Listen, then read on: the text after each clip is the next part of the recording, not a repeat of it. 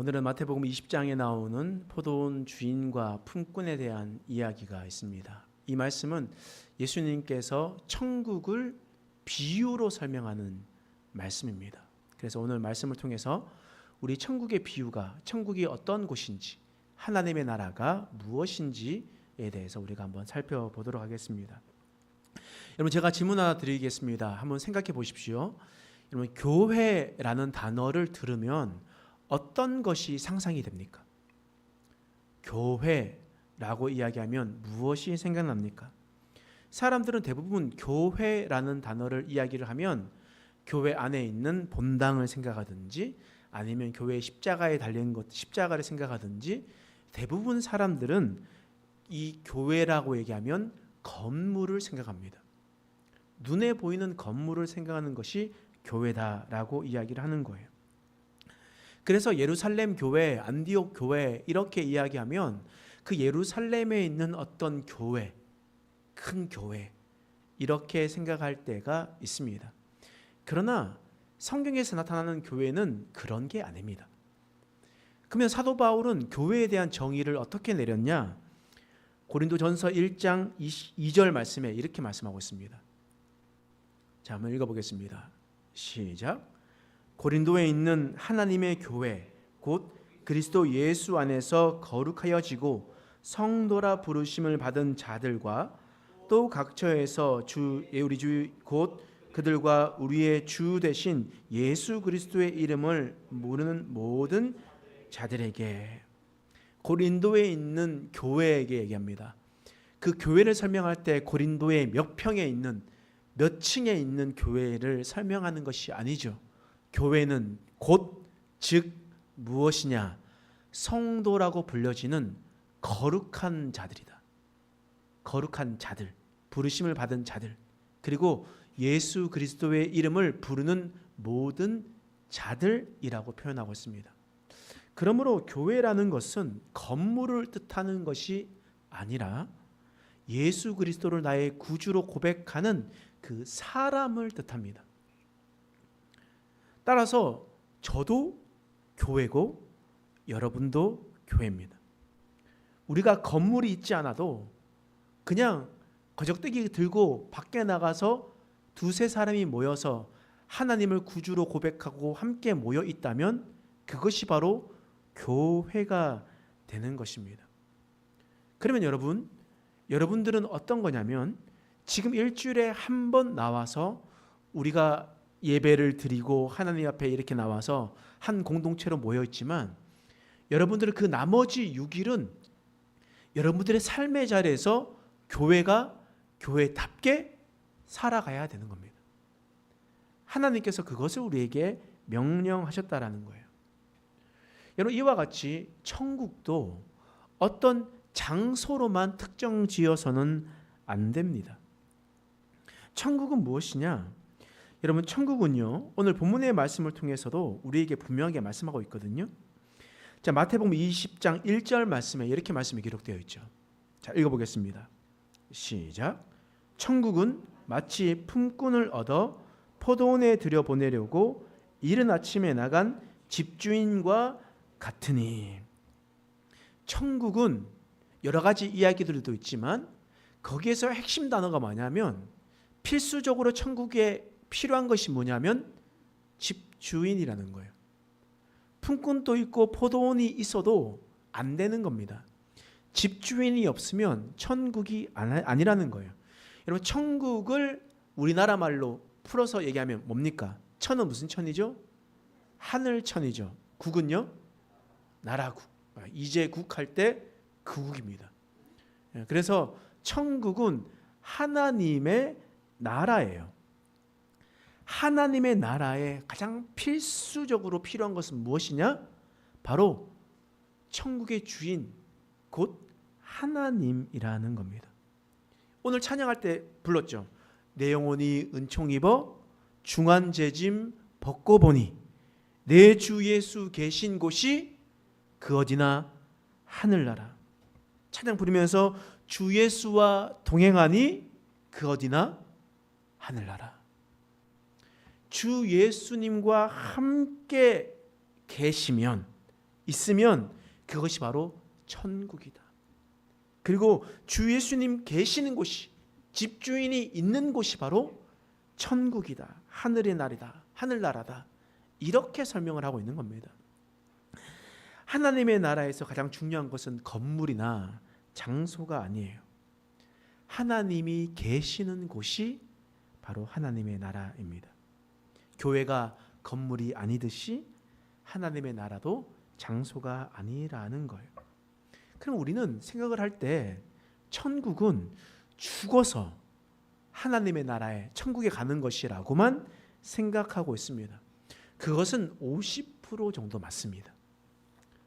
왜냐하면 우리가 죽어서 하나님께 계신 곳에 함께 있는 것이 우리의 믿음이잖아요. 그런데 우리가 죽어서 하늘에 있는 어떤 특정한 장소가 천국이 아니라는 거예요. 하나님께서 이 땅 가운데 계시면, 지금 내 마음속에 계시면 그것이 바로 우리가 하나님의 나라를 지금 이미 살아가고 있다는 것을 말씀하고 있습니다. 그럼 반대로 지옥은 어떻습니까? 지옥은 죽어서 하나님께 심판받는 곳입니다. 하나님의 나라에 하나님과 함께 계시는 곳에 가면 우리는 천국에 가는 것이고, 지옥은 하나님이 안 계시는 곳, 하나님께서 심판하시는 그곳에 가면 지옥입니다. 그런데 이 땅에서도 하나님이 없는 삶을 살아가면 어떤 삶이겠습니까? 하나님이 없는 삶을 살아간다는 것은 곧 우리는 지금도 이미 지옥의 삶을 살아가고 있다는 것을 우리는 기억해야 됩니다. 여러분, 요셉 이야기를 여러분 기억하시죠? 요셉은 이 야곱의 아들로 태어났습니다. 자신의 가장 사랑하는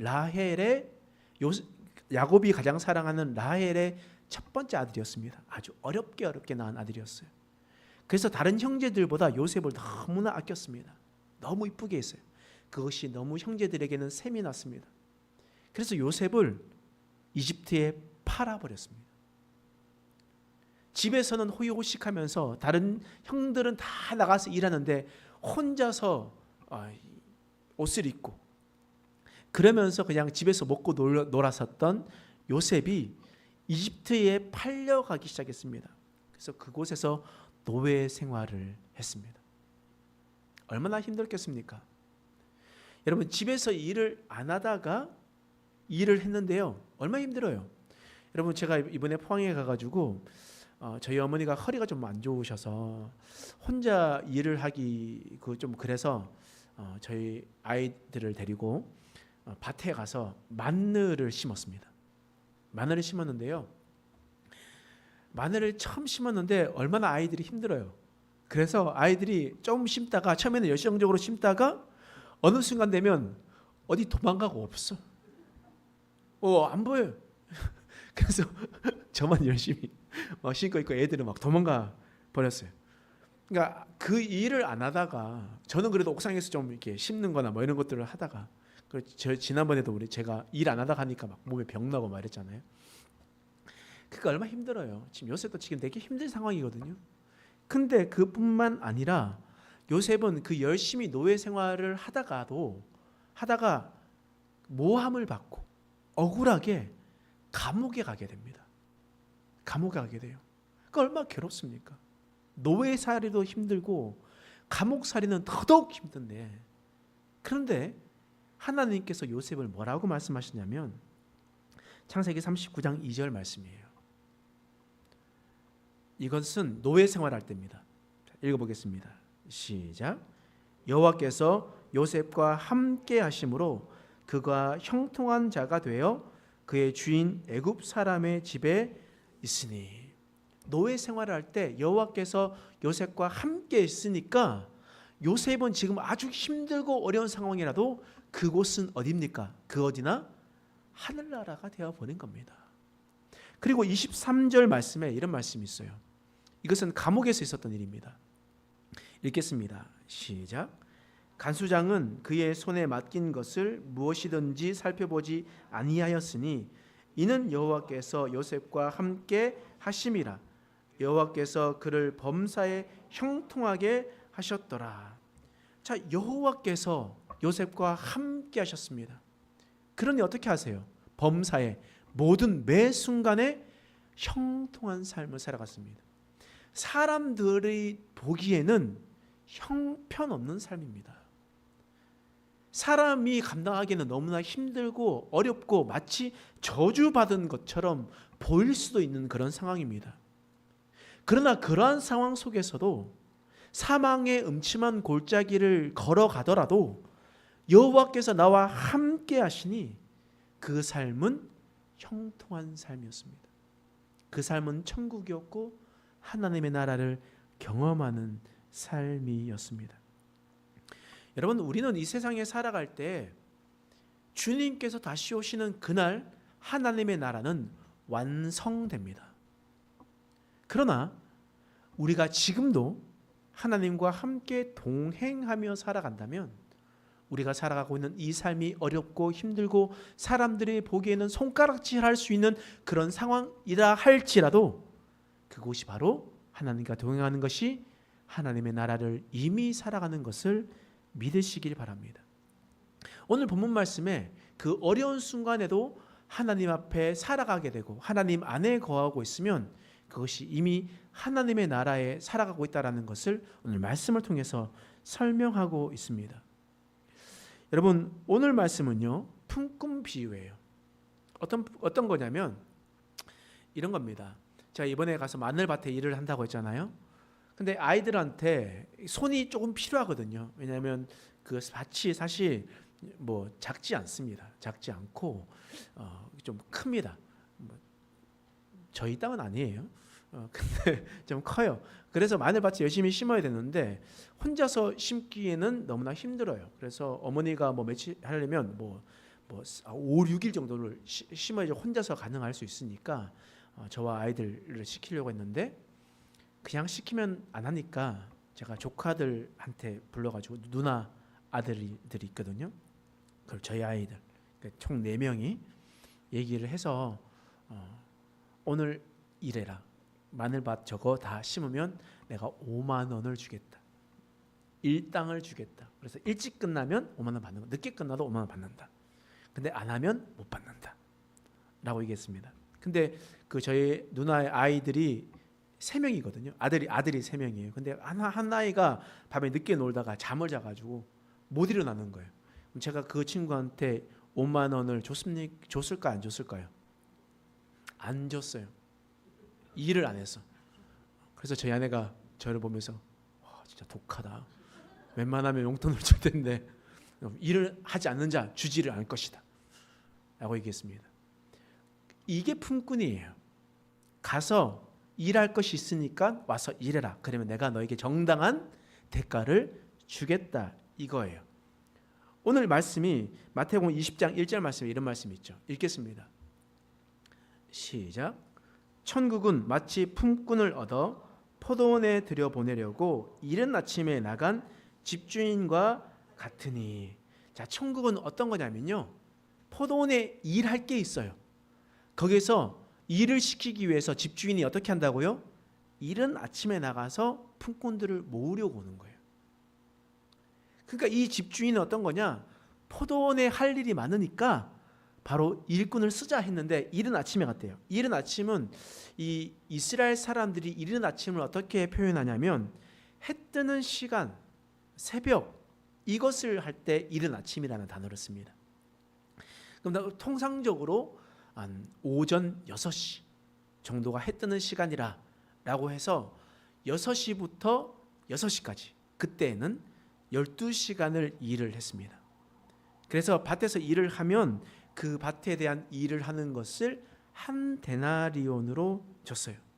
그래서 집주인이 오전 6시에 가서 일꾼을 불러 모았습니다. 그리고 2절 말씀해 보세요. 2절 말씀 보면 이게 말씀이 있습니다. 읽겠습니다. 시작. 그가 하루 한 데나리온씩 품꾼들과 약속하여 포도원에 들여보내고. 자, 한 데나리온이라는 것은 노동자 하루 품삯이에요. 근데 그 한국으로 하면 뭐 10만 원이면 10만 원, 20만 원이면 20만 원. 그래서 너가 일을 하면 내가 정당한 대가를 너에게 주겠다라고 이야기를 했던 겁니다. 그래서 그냥 집주인이 아이고 내가 싸게 너희들 불러서 쓰는 게 아니야. 내가 너에게 정당한 대가를 줄게. 그렇게 집주인이 불렀습니다. 그런데 이것이 오전 6시만의 일이 아니었어요. 성경에 보면 제3시, 제6시, 제9시 3시간씩 이렇게 불렀거든요. 그런데 성경에서 이야기하는 이 시간은 우리나라로 이야기했을 때 숫자 6을 더해야 됩니다. 그러니까 제3시, 6시, 9시거든요. 그럼 제3시는 몇 시예요? 아침 9시죠. 그러니까 6시에 처음 부르고 그 다음에 두 번째는 9시에 불렀어요. 그 3시간 뒤면 정오 12시에 불렀습니다. 그리고 또 3시간 뒤인 오후 3시에 불렀다라는 거예요. 그러니까 집주인은 포도원에 해야 할 일들이 많기 때문에 그 사람들이 계속 나가서 불렀습니다. 그리고 얼마큼 불렀냐면 마태복음 20장 6절에서 7절 말씀이에요. 자, 읽어보겠습니다. 시작. 제11시에도 나가서 보니 서 있는 사람들이 또 있는지라. 이르되 너희는 어찌하여 종일토록 놀고 여기 서 있느냐. 이르되 우리를 품꾼으로 쓰는 이가 없음이니이다. 이르되 너희도 포도원에 들어가라 하니라. 자, 몇 시예요? 제11시. 제11시는 몇 시입니까? 오후 5시입니다. 근데 몇 시까지 일을 해요? 오후 6시까지 일을 하는 거예요. 그러니까 1시간밖에 남지 않았습니다. 그런데 나가서 이야기를 했으니까 뭐라고 얘기했냐면 우리를 품꾼으로 쓰는 이가 없대요. 그렇다라는 것은 지금 남아있는 사람들이 어떤 사람이라는 것을 증명할 수 있습니까? 여러분 새벽에 인력시장에 나가요. 인력시장에 나가면요, 밖에 나가서 예를 들어서 키가 거의 제가 2m 조금 안 되니까 거의 2m 가까이 되는 사람이 있고 또 그렇게 건장하고 힘을 많이 쓸 수 있는 사람이 있습니다. 반면에 아주 호리호리해가지고 힘도 없고 허리도 구워가지고 어떤 것을 할 수 없는 사람이 있습니다. 그럼 여러분들이 집주인이라면, 농부라면 어떤 사람을 쓰겠습니까? 힘 좋은 사람을 쓰겠죠. 그럼 처음부터 6시부터 사람들을 불러 모을 때 어떤 사람들을 불러 모아요? 일할 수 있는 좋은 사람들을 불러 모으겠죠.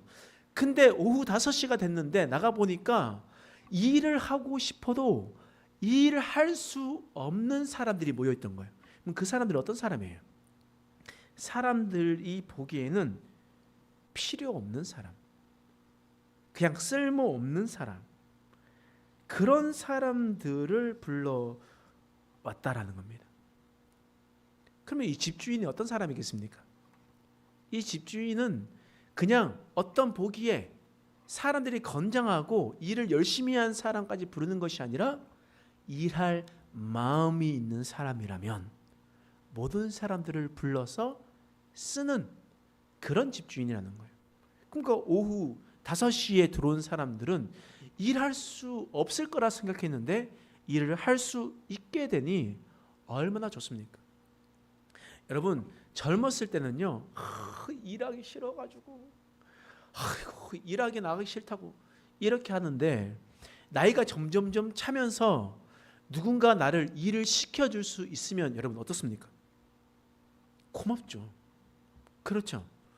일할 수 있을 때는요, 나는 더 좋은 데로 가겠다는 어깨 뽕 이만큼 차가지고 막 이렇게 하는데 나중에 일할 수 없는 날쯤 사람들이 보기에는 쓸모없다고 여겨질 때 그 사람을 써주면 그 사람을 너무나 감사하고 그 사람이 너무나 감사하게 됩니다. 근데 오늘 본문의 말씀에 집주인이 이랬다라는 거예요. 그런데 이 1시간이 지나고 6시가 되었습니다. 6시가 되었을 때 어떻게 했냐면요, 자, 마태복음 20장 9절에서 10절 말씀이에요. 자, 읽어보겠습니다.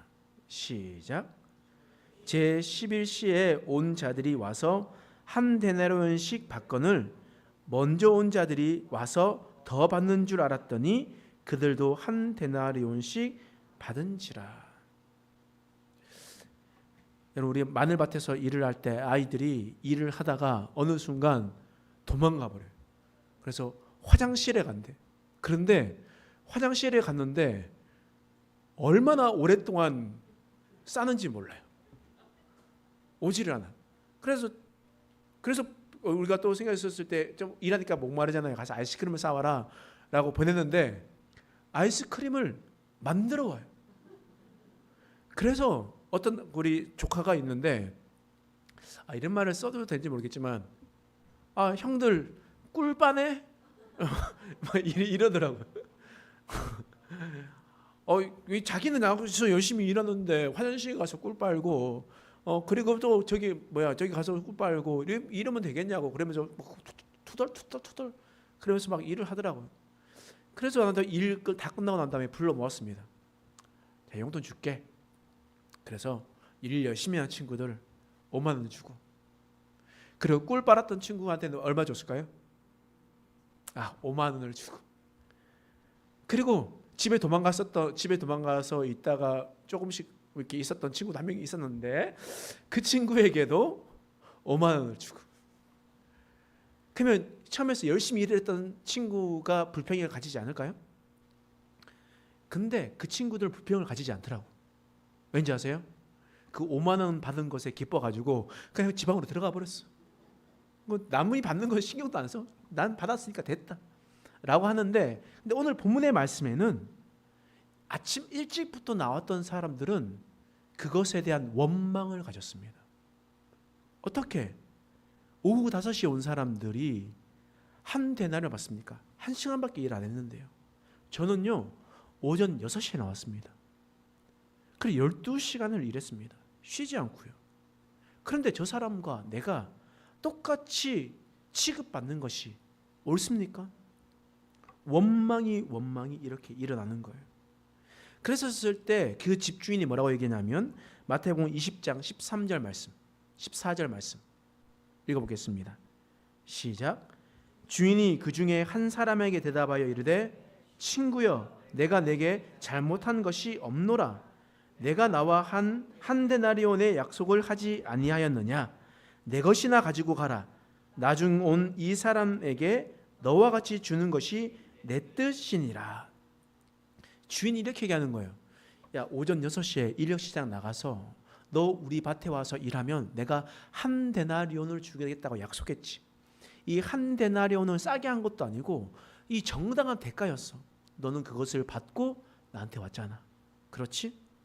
그래서 너는 12시간을 일을 했기 때문에 내가 너에게 한 데나리온 약속한 것을 주는 것이 맞아. 그런데 이 친구가 오후 5시에 왔어. 1시간밖에 일 안 했어. 그런데 내 돈으로 내가 주고 싶어서 내가 이 사람한테 주는 것이 뭐가 잘못인데? 내 뜻이야 이게 라고 이야기를 하는 거예요. 여러분, 이 말에 반박할 수 있습니까? 집주인이 약속을 어겼습니까? 자기 돈으로 돈을 주는 것이 틀렸습니까? 그러니까 주고 싶은 거 주는 건 아니겠습니까? 그런데 맞는데 이게 만약에 진짜 포도원의 일이었다면요, 그 다음 날부터 이 집주인은 품꾼을 찾기가 힘들 거예요. 이 사람이 오면요 최대한 숨어 있어. 일하러 6시에 안 가. 그리고 오후 3시나 5시쯤에 나가가지고 주인이 없네 안 해가지고 받아서 한 데나리온을 받겠죠. 그렇기 때문에 이것은 비유입니다.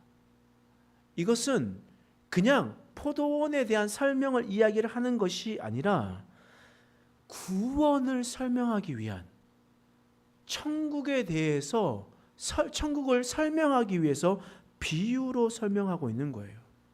근데 우리가 이것을 보면서 불편한 이유가 뭐예요? 이 말씀을 들으면서 불편한 것이 무엇이냐면 이것을 하나님의 나라에 대한, 나의 구원에 대한 생각으로 받아들이지 않고 사람의 생각으로 받아들이니까 불편한 거예요. 행위에 대한 대가, 노력의 대가에 대한 것들을 생각하고 인간적인 입장에서만 생각하니까 불편한 거예요. 하나님의 입장에서 성경을 해석해야지, 하나님의 입장에서 해석을 하는 것이 아니라 사람의 입장에서 말씀을 해석하니까 그렇습니다. 손해의식이 있는 거예요.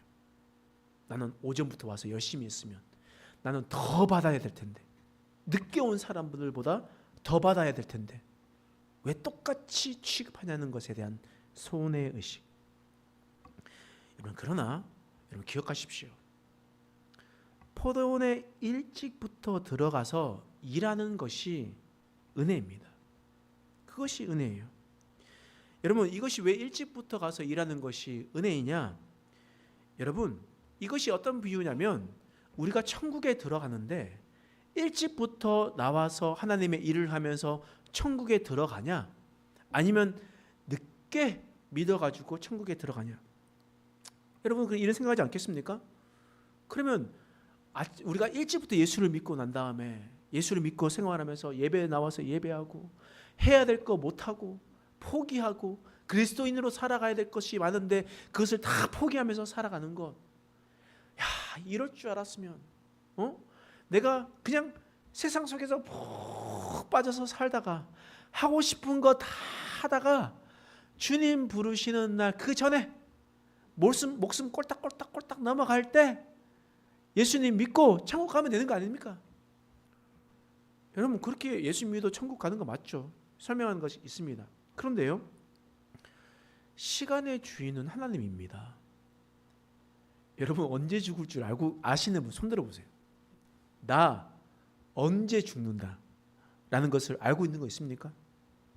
정말 건강했는데 잠잤는데 돌연사는 40대 있습니다. 오늘 조금 있다가 퇴근하고 집에 돌아올 거라고 약속하고 손 흔들며 나갔는데 교통사고로 세상 떠난 사람들 있습니다.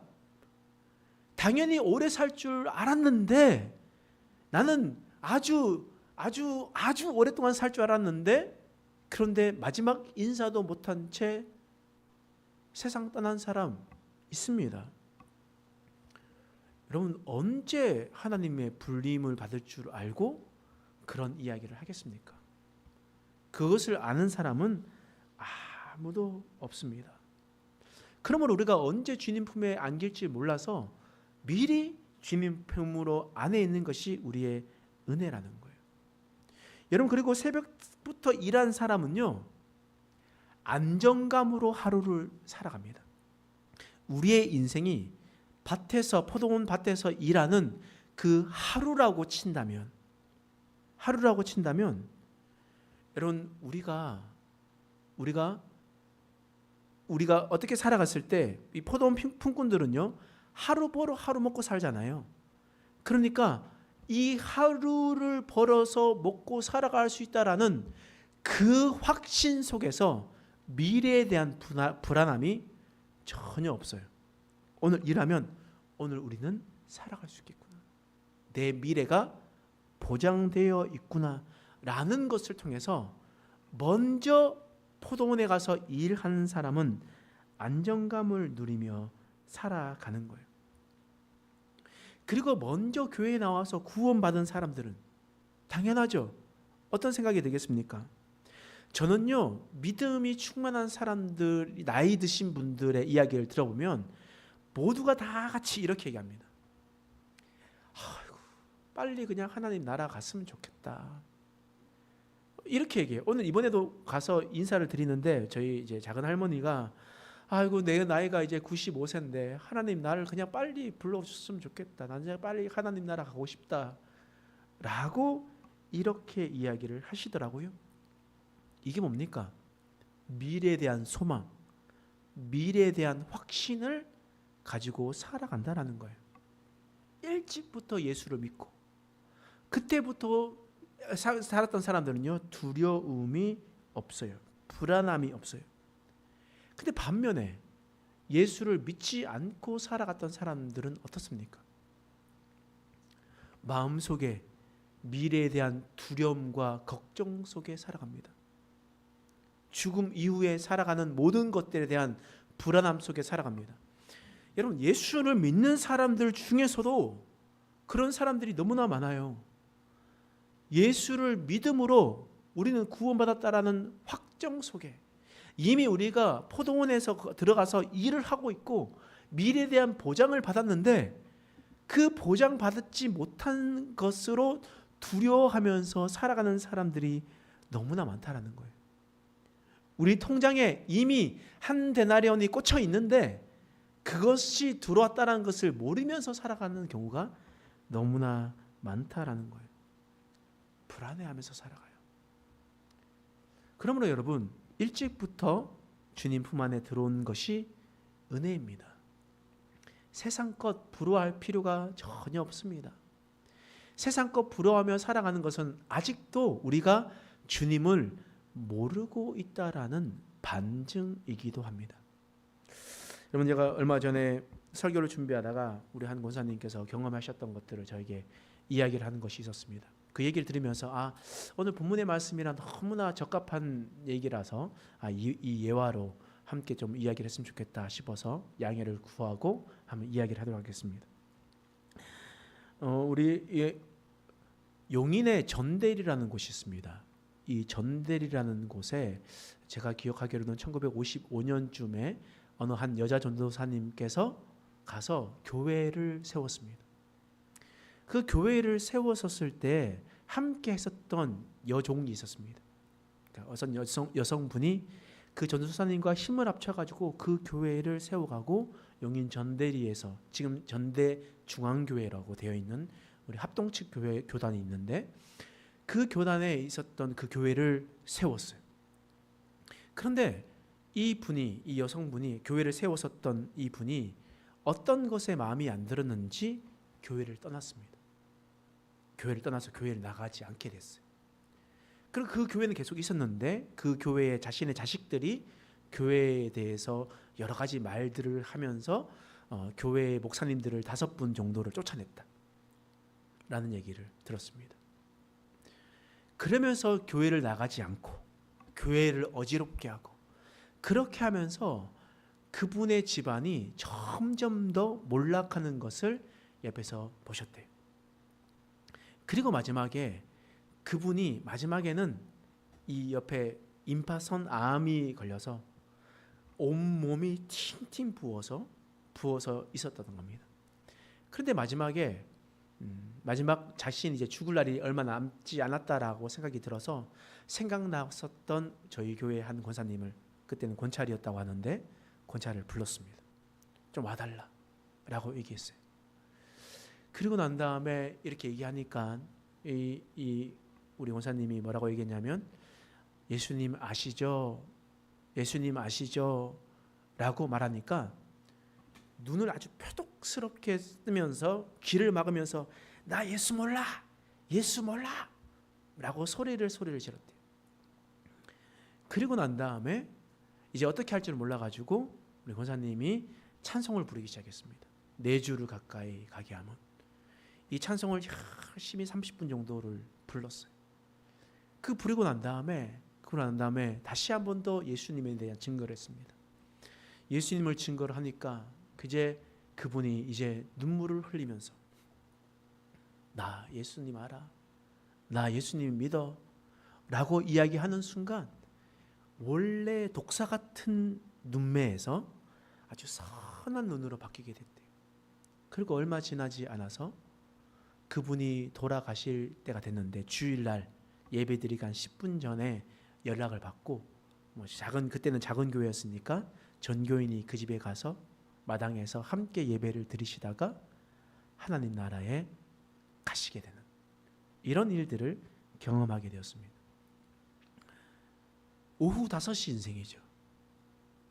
처음에는 하나님을 위해서 살아가다가 하나님을 버리고 살아가니까 지옥을 경험하며 살아가던 인생이었습니다. 그런데 그 인생이 예수님을 받아들이자마자 그의 눈이 변하게 되고 그 인생이 완전히 바뀌게 되는 일들을 경험하게 되고 마지막에 하나님의 나라의 품에, 주님의 품에 안기게 되는 은혜를 경험하게 되었다라는 겁니다. 여러분, 우리가 인생에 살아갈 때 오후 5시 인생이 있습니다. 오후 5시 인생은 우리가 부러워할 필요가 없습니다. 왜냐하면 그의 인생은 오전 6시부터 두려움과 불안함 속에 살아갔습니다. 걱정 속에 살아갔어요. 근데 반면에 오전 6시에 왔던 그 사람들은 바로 그 안정감 속에 살아가고 있었던 겁니다. 하나님께서 우리에게 이런 말씀하시는 거예요. 여러분, 하나님의 나라는 무조건 죽어서 가는 나라가 아닙니다. 하나님이 계시는 곳이 바로 하나님의 나라입니다.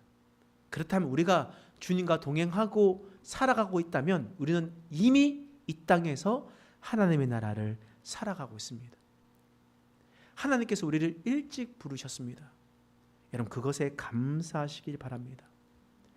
믿음으로 구원받았다라는 그 확신 속에 일찍 우리가 살아간다면 우리는 불안함이 아니라 안정감 속에 살아가게 될 것입니다.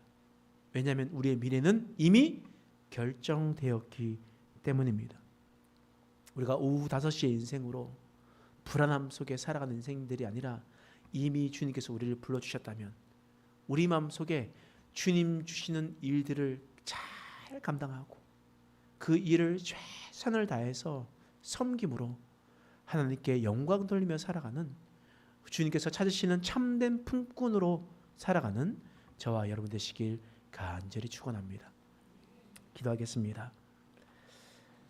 하나님, 오늘 말씀을 통해서 우리를 깨닫게 하시니 감사합니다. 하나님, 우리 마음 가운데 손해의식이 너무나 많았습니다.